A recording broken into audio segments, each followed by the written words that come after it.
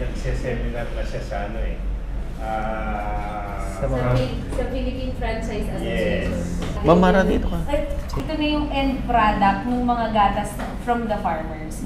Kaya parang sabi ko, tingin ko okay siyang, which is okay naman yung business natin ngayon, maganda siyang i-repeat.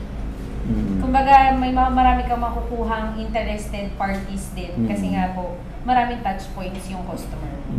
Si Sir Romy, ayan, so family, ano rin po sila, venture. Pero yun, hanggat kaya naming local yung kinukuhanan, mga small businesses, micro, yun po talaga, pinapartner namin dito. Also to promote their brand as well. Na tumutulong sila sa mga farmers. Kasi gusto ko yung mga ganyan, tumutulong. Ang hirap po kasi maging dedicated to help farmers din. Actually, nung nagsabi po si PCC na kailangan namin ng marketing, kailangan namin ma-improve yung marketing namin, na-challenge, actually na-challenge po ako doon. Kasi sabi ko, ano kayang magandang gawin para tulungan sila to promote the gatas? Yung, pero hindi yung old style. Gusto ko yung ma-imply yung bagong style. So yun, dito talaga parang as time goes by, kailangan mong i-innovate yung mga on how you promote, how you market, i-apply mo na lahat ng innovations na pwede mong i-apply. So it's about time na produkto natin. Hindi na po tayo mag-i-import. Yes. Yun lang din. Actually, Sir, 99% imported. Nakakay, di ba po? Grabe yung mga gatas po talaga natin ngayon. Grabe. Kaya po minsan nagagulat din po sila na may mga ganitong paninda pa rin. Talaga like, buhay pa yung gatas ng kalabaw. Kaya po yung iba parang nakaka-reminisce talaga sila madalas. Parang, nung bata ako, ganyan. Lagi po may ganong kwento nung nagtitinda po kami sa church. Lagi po yung bibili ng mga matatanda doon. Parang, yan yung lagi naming breakfast, no? Gano'n. Sarap yan pag nilagyan mo ng asin. Mga ganun pa po sila. Kaya po talagang mabait kami doon. Nakakaubos po kami doon. Dati po isang araw lang, tuwing Sunday, nakaka 16K kami. Wow! Opo!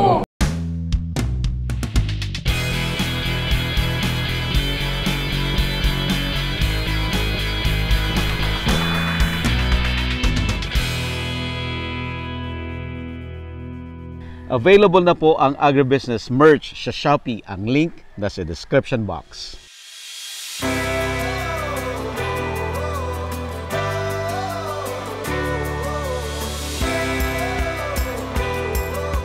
Palapit na ang agribusiness How It Works Grand Meet and Greet August 18, 2024 sa Gazebo Royal sa Quezon City. Makakasama natin ang mga special guest speakers. Ronald Mascareñas, former president ng Chooks to Go. Guido Bagsik ng Gid Bagsik Rice Mill. William Q. Lim ng Mega Sardines. Jomar Hizon ng Pampangas Best. At syempre, ako po, Buddy Gansenya para sa Agribusiness How It Works. Gusto naming magpasalamat sa ating mga major sponsors. Crispy King, sarap, busog at budget.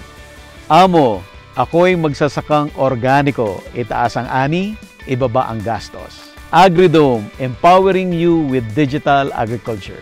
Tuburan Coffee, handpicked and roasted with love. Rural Bank of Angeles, your rural bank of choice. One Sky Haro, basta aluminum, One Sky. Don Benitos, ang pambansang kasava. Greenland Organic Fertilizer, katuwang sa pag-asenso ng magsasakang Pilipino. Bulacan Dragon Fruit Depot, source of quality dragon fruits and planting materials. And we would also like to thank the following. Romsol by Rumen Nutrition Solution. Pampangas Best. Mega Prime Foods. Godel by JCG Marketing Group. Sandoval Best Farm Fruits. Razons by Glenn. Don Ricardo's Lechon. Agrimac Philippines. Allied Botanical Corporation. Tate Aqua Feeds. Don't forget to register. Strictly no walk-in. Agribusiness How It Works Grand Meet and Greet August 18, 2024, Gazebo Real, Quezon City. Ito yung cheese. Kesong puti. Quezon puti. At pandesal po galing dyan sa bakery. Bango So malakas itong cafe. Opo, ito po man, talaga po ang market po talaga namin dito yung mga papuntang beach. Puro ano rin? Tourist na rin. Opo, tourist. Tapos nakikilala na rin po kami ng mga local din po dito. Kasi nga po natutuwa nga po kami, makakita namin sa social media, dito sila nag-birthday, mga ganun lang. Then kahit cafe lang po. Kasi ito po medyo may onting food lang din naman po siya. Onting food lang, parang mga snacks lang. Pero more on drinks talaga siya. Ay, ano po palang gusto yung drinks? Kung ano yung showcase mo?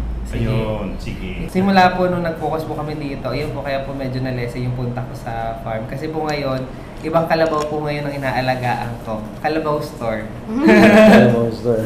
Kalabaw store naman po ngayon. Kaya po. Nice brand. Nice brand. Kaya nga sabi ko, dapat ang store natin, kalabaw din. Yeah, Kasi direct to the kalabaw point. yung product natin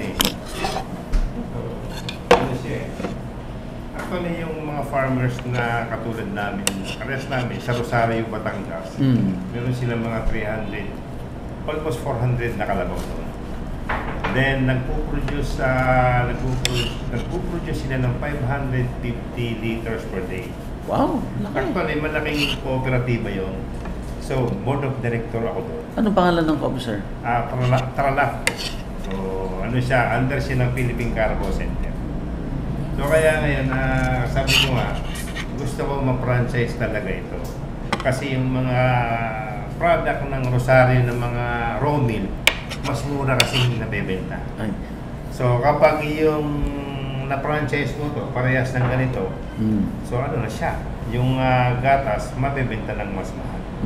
So, yung mga farmers talagang kikita sila ng wala. Saka nakakatuwa po kasi pag pumaten po kayo dun sa, ano bang tawag yun dun dati? Kooperatiba. Makita niyo po yung mga farmers na kapag pag-graduate sila ng mga college dahil lang sa paggagatas ng kalabaw. Kaya talaga pong kapag consistent ka, talagang dedicated ka, okay po siya. Tsaka kapag nagagawa mo po kasi siya ng tama, ibig sabihin ng tama is, malinis. Siyempre kasi babalik-balikan ka ng tao dahil masarap tsaka quality. Pag kasama sa quality yung food safety So, yun. Kung paano nila inaalagaan, ganyan. Talagang makita mo bumabalik din sa kanila. Hindi mo nakakapagpaaral sila, nakakapagpatapos sila ng mga anak nila dahil lang sa paggagatas.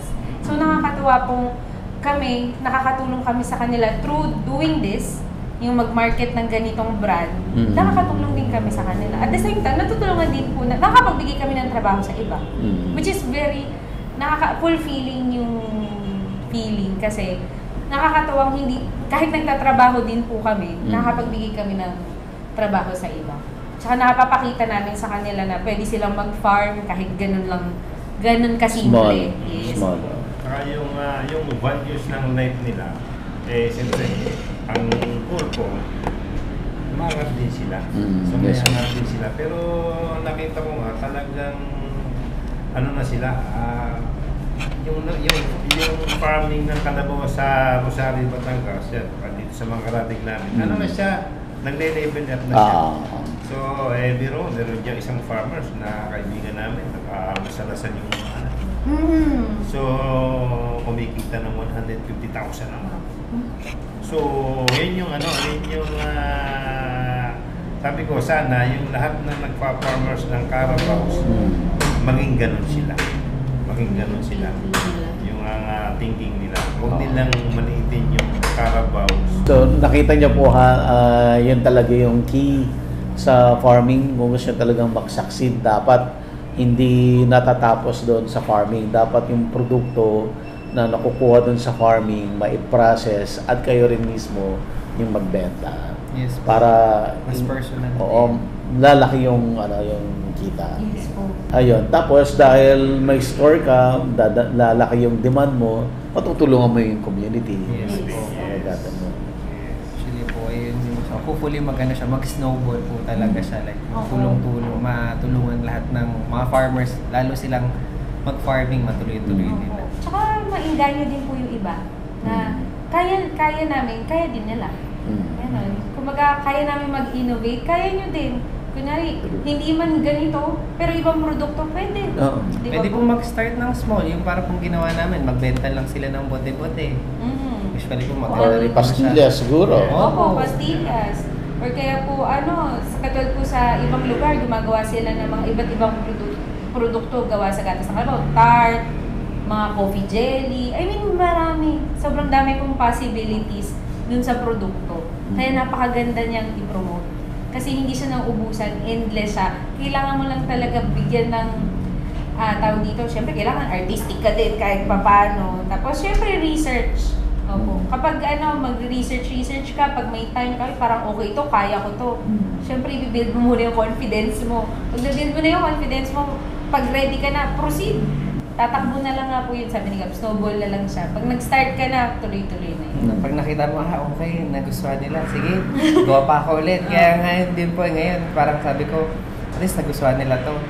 Hindi po namin makuha yung ice cream dahil nga malayo. Sabi ko, sige, aaralin ko maggawa ng ice cream. So ngayon po, nagagawa na lang din po kami. Kahit maliit lang po, yung mga cute-cute lang na machine sa SNR. Small batches lang po siya talaga. As in, gabi-gabi pinagpupuyat ako yung mga small batches. Pero ayun po, at least ngayon, nagulat po ako, mabilis maubos. Ganun lang. Kasi gatas ng kalabaw na ice cream. Para mga ganun lang. Po, maraming product, maraming pwedeng gawin. So talagang kailangan mo lang maging innovative, hindi mawawala yun. Dapat talaga yung change kasi kasama yun sa time eh. So nag-change yung mga interest ng tao, kailangan ikaw din, nag-change ka din, tapos nag-iisip ka din ng mga bagong produkto to sell. Advantage ba yung mga second generation na i-convert ang farming into business? Tingin ko po, kami pong opo. Kasi yung parents po namin, hindi sila risk takers. Kasi lumaki sila na work. Di ba po? Work, kakaroon ka magandang buhay pag yun yung mindset noon eh. Yes po. Na you have to study para makakuha ng magandang work. Yes, opo. Pero ngayon po kasi, ngayon naman iba ang trend. Kailangan habang nag-work ka, nag-iisip ka na rin ng negosyo mo. Kasi pero hindi ko rin po isasuggest na mag-resign ka sa trabaho mo para lang mag-risk ng malaki. Dapat po calculated risk. So, kaya po hanggang ngayon nagtatrabaho pa rin po kaming lahat, 'di ba? Kasi kailangan namin to i-sustain, hindi namin siya kayang i-sustain kung may magre-resign pa sa amin as of the moment. Pero kailangan din namin siya bigyan ng time.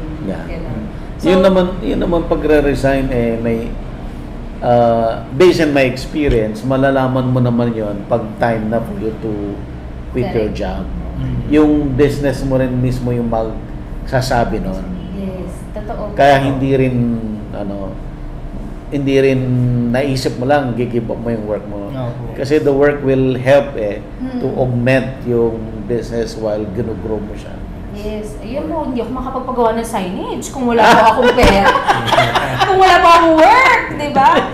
Diyos ko, kaya po talagang malaking bagay po yung work. Sa totoo lang. So, kaya po, pero yun, tama po kayo. Yung second generation po, mas risk takers kami. Mas risk taker. Pero ang maganda po sa parents, supportive. Kasi kapag hindi po sila supportive, wala rin po, hindi ito matutuloy. Pag hindi sila support, sige, kaya mo yan, di ba? Ganon. Pero pag sinabi po nila, parang baka ganyan. Yung maraming negative agad.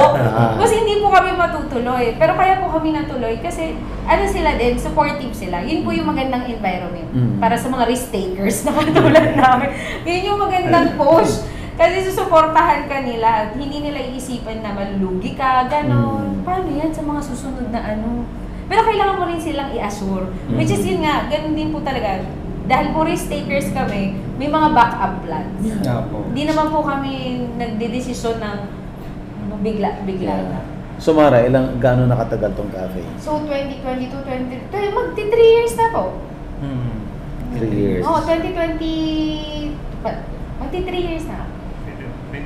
Magti 3 years next year. Kumusta yung 3 years mo? Okay naman po. Talagang po siya, yung brand po niya, yung una namin talagang tinangkilik din po talaga ng tao.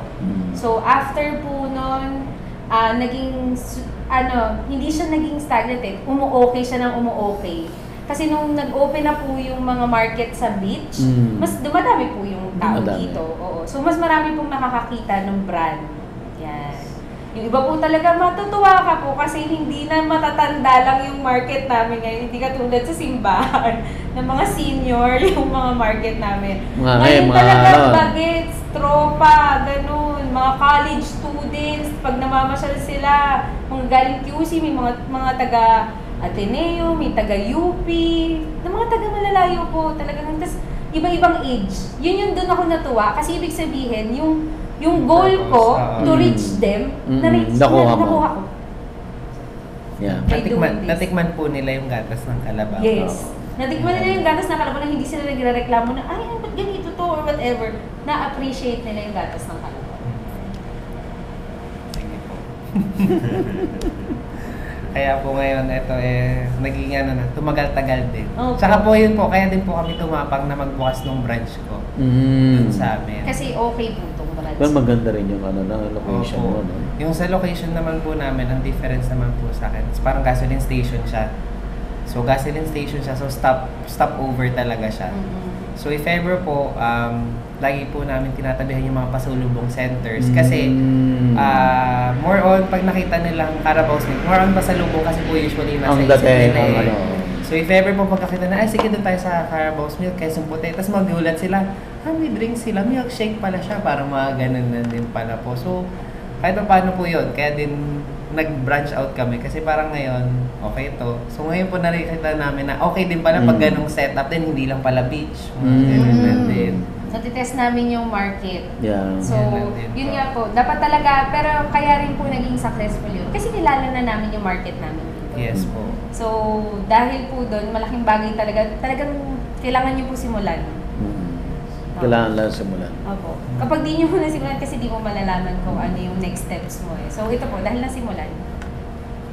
I think mayroon talagang market na wala lang nagsiserve.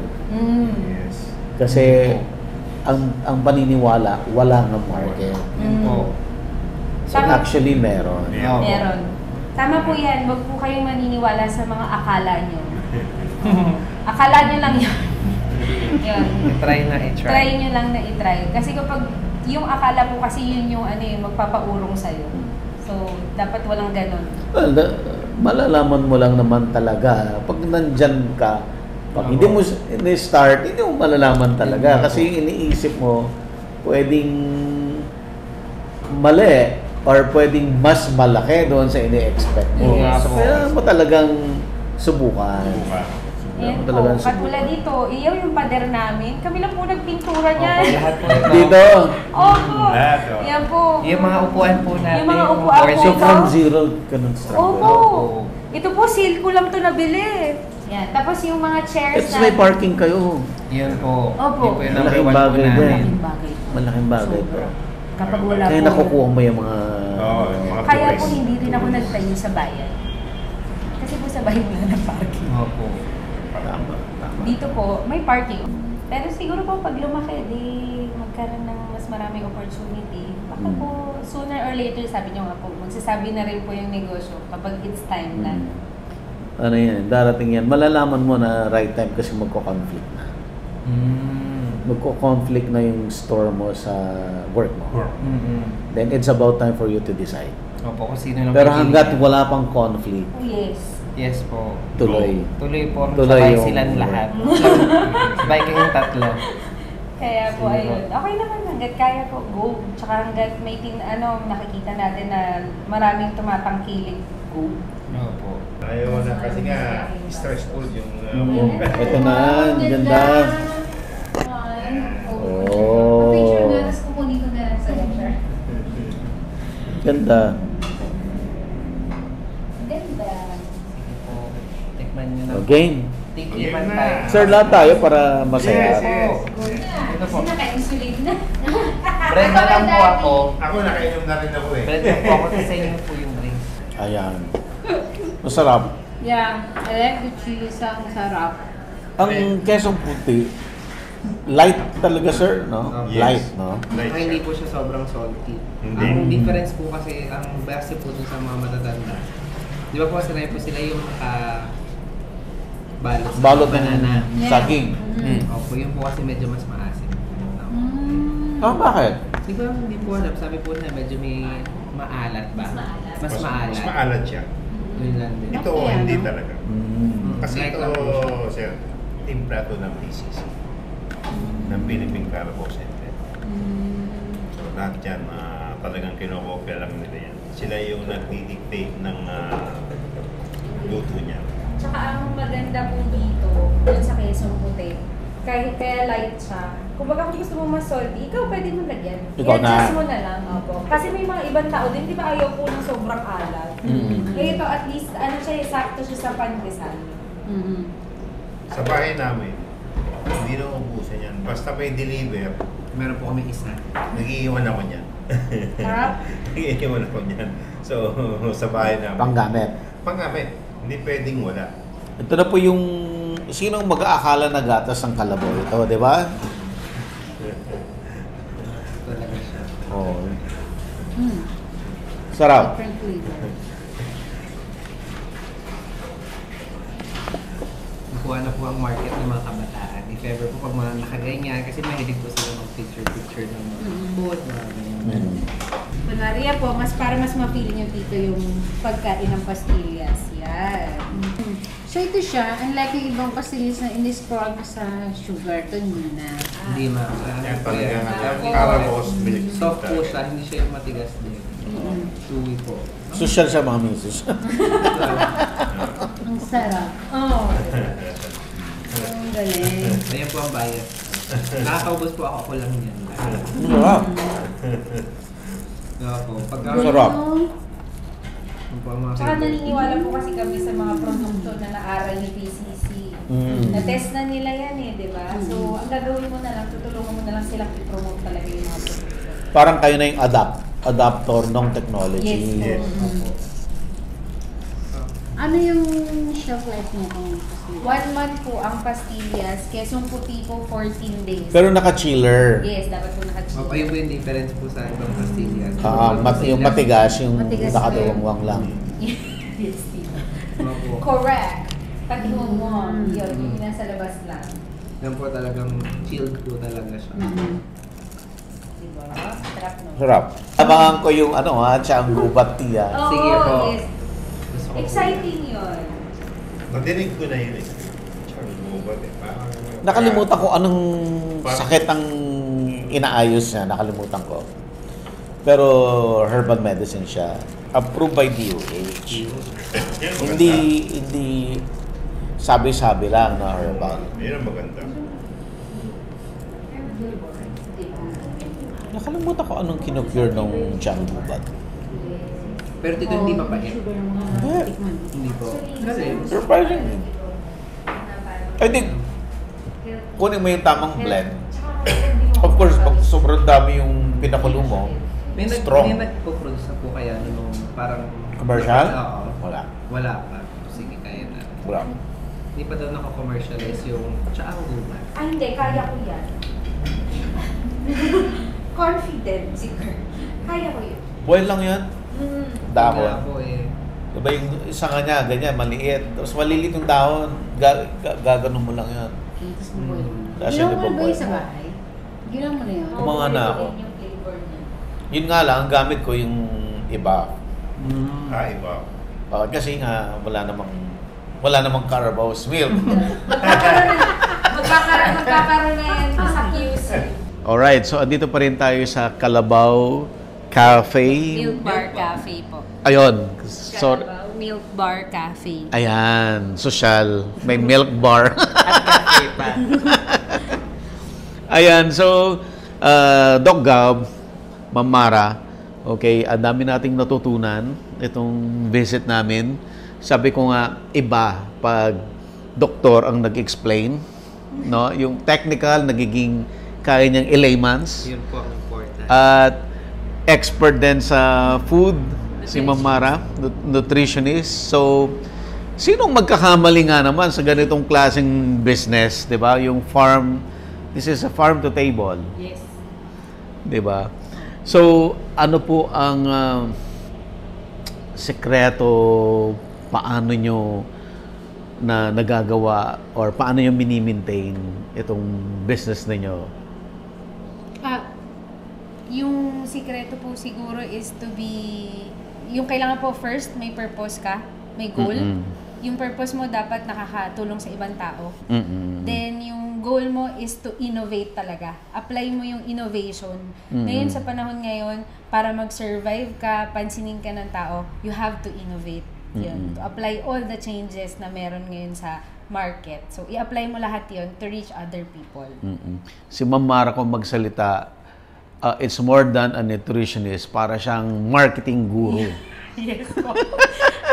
Malapit na po ako. Oo. Si Doc Gab naman, pag magsalita siya, alam mong expert, pero hindi intimidating. Opo, ayun lang din po. Sa akin naman po siguro yung secret din siguro. Not so secret because gusto mo dapat i-share yung learnings mo. Yan. Yun lang din po kasi kung nasa amin lang po yung kunyari yung kinip lang natin yung farming. Kinip lang namin yung mga secrets on farming din na madali lang pala siya. Then if ever po hindi mag-grow siguro yung other farmers, so mas maganda i-share talaga natin yung knowledge na mas kaya nilang mas maintindihan. Saka if ever tawag dito, makikita din natin na tawag dito, mabibigyan, may encourage natin sila. Yun lang din. Doc Gab, paano mo ini-inspire yung mga farmers na gawin itong Carabao farming for dairy? Yun po, siguro may inspire sila na alam nila na may kita. Siyempre po, may kita naman siya. Enjoyable siya. And if ever, at madali lang din siya. Saka alam din natin na siguro ako po kasi medyo patriotism din siguro ako. Like, alam kong sa atin lang si Kalabaw. Sa atin lang yung water buffalo. So if ever kung ano yung meron sa atin, mas magandang, ayun yung ipagpayabong natin or ayun yung mas palakihin natin yung nasa atin. Which is yung Kalabaw nga. Na masarap naman pala. Yan pala siya. Yung mga product natin. Masarap pala yung gatas ng Kalabaw. Yan lang din po. Ma'am Mara, saan nanggagaling yung knowledge mo sa negosyo? Yung knowledge po sa negosyo, siguro po, skills na lang na nakuha ko din po sa work ko as a sales marketing person. Yung sa food, dahil sa profession ko as a nutritionist, yun, ina-apply ko rin kasi yung mga natututunan ko. So, sa work, kunwari, nag-fail ako doon, ito yung kailangan ko improve, ina-apply ko siya dito. Yun yung pinakagusto ko kasi yung mga learnings ko na magaganda, na-apply ko na siya dito. Tapos, ang maganda pa nga nun, napopromote. At the same time, double purpose I grow, tapos nag-grow ko din yung business. Tapos, na-encourage ko pa yung mga farmers na mas gumawa pa sila, mag-dairy farming sila, mag-produce sila. Kasi merong market, merong bumibili, gusto ng mga tao yung produkto. Ano po ang future ng business, ng cafe? Ang nakikita po talaga namin siguro po by 2 to 3 years from now at least, ayoko pong mabilis, ayaw namin ng sobrang fast kasi again gusto po namin yung magduduplicate ng business. Once we open it for franchise, gusto namin pareho ng values. Siguro po mga 2 to 3 years from now at least kahit additional po na mga 5 to 10 branches, masaya na po kami doon. Tapos mas maganda kung related pa rin sa mga farmers yung magduduplicate. Mas ini-encourage namin sila na ganun. Yeah. Doc Gab, ano ang mangyayari sa farm mo? Right now, 11 Carabaos. You started with 1? 2? 2 Carabaos. So, ngayon, 11. And just a matter of ilang years yun? Mga ano lang po yung mga 4. Mga 4 years. So, ano ang future ng farming natin? Hopefully po tawag dito, talagang mas dumami na talaga sila. Like, sana maging double or triple. Pero tawag dito, sana talaga mas maano yung facilities, mas lumaki. Tsaka if ever yung processing din, mas maging personal na rin. Like yung, tawag dito, ma-process namin ng mas maayos din. Or if ever mas malaki or mas madaming ma-process na gatas. So kung mag-3 times yung sarili mong farm, yung community, gaano kadaming farmers ang magkakaroon ng Carabaos? If ever po tawag dito, ang goal din po talaga dito is yung sa San Juan. Sana po talaga yung mga farmers around San Juan area ma-encourage din sila na mag-start mag-Carabao farming. Hindi na natin susunugin yung mga dayami. Papakain na natin lahat sa mga alaga natin. Kasi tawag dito, yung ipoproduce na gatas ng alaga natin, ginto. Parang ganun lang din po. Parang yung mapoproduce na gatas malaki at makakatulong sa pamilya natin. Parang ganun lang din po. So, hopefully, kasama din mag-grow yung San Juan, Batangas sa Carabao farming.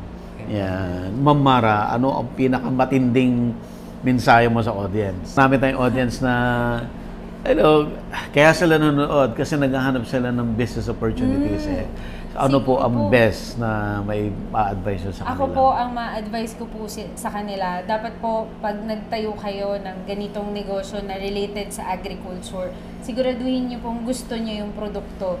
Tapos at the same time, may purpose. Again, yun nga, kapag wala kasing purpose, walang dahilan to continue the business. Yeah. Mas maganda nandun yung purpose mo. Kasi sabi nga dun sa isang book na nabasa ko, hindi ko na maalala kung anong title. Pero sabi doon, ang nakakapagpasaya sa'yo, yung talagang nakakapagpasaya sa'yo at nakakapagpa-continue ng negosyo mo is nakakatulong ka, may purpose ka, kumikita ka dun sa tinayo mong negosyo. So kaya ka talaga lalaki, dadami, kasi nakakatulong ka sa ibang tao. At hindi lang yung empleyado yung mga natutulungan mo. Farmers, maraming farmers yung natutulungan mo. Doc? Huwag po tayong matakot sa farming. Siguro ngayon po kasi yung siguro kasing age ko, age ko po tawag dito, feeling nila farming is unglamorous. So, hindi siya aesthetic. Parang ganun lang din po. Pero kasi ang maganda lang din po siguro sa farming, dyan kasi tawag dito, nagsisimula yung raw products natin. So, if ever yun sa mga kasing age ko siguro, let's make farming glamorous. Siguro. Kasi kahit ganun lang din, di ba, yung mag-start ka ng small, pero yung tawag dito, yung product mo, hindi mo alam, ang laki na pala ng presyo nun per liter. So, if ever, yun po, so, paano mo magiging, tawag dito, ma-upgrade yung gata. So, ito po, gagawin mong Kalabaw store, if ever, or timplahan mo. Gawin mong, mag-innovate ka dun sa product na nakukuha mo sa farming. So, huwag matakot na mag-start mag-farming. Yun lang din po talaga. Si Doc Gob at saka si Ma'am Mara ang example ng mga younger generation na ini-embrace ang farming, na sila ang magpapabago ng mukha ng farming sa Pilipinas, na kumikita exactly kagaya ng ginagawa nila. Thank you so much at binigyan nyo ng chance ang agribusiness na ma-feature kayo, kasi talagang ibang lesson yung natutunan sa inyo, natutunan yung audience natin, na bigyan ng ibang mukha yung Carabao farming na, diba? Sabi mo nga, Doc, pwedeng gawing ano yung term mo kanina, glamorous ba?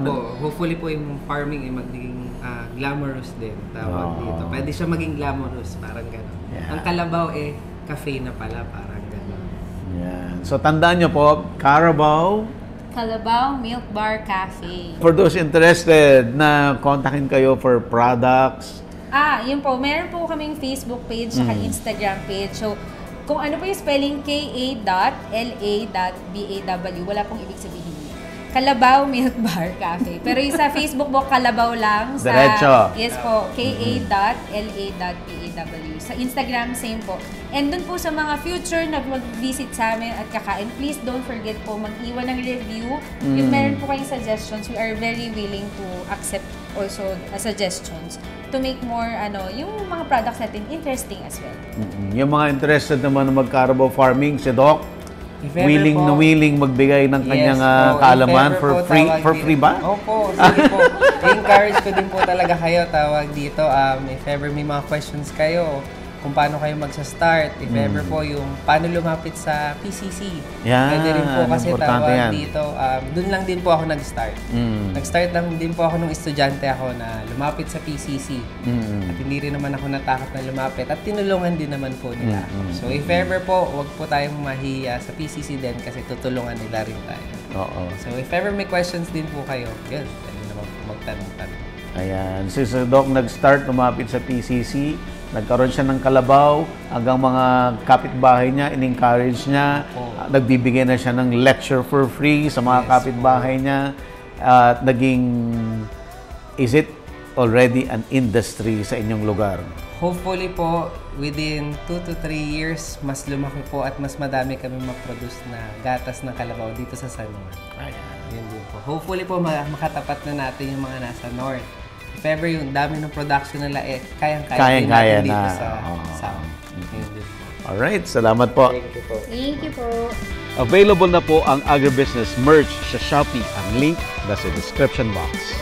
Agribusiness, how it works. Instruct, inspire, succeed.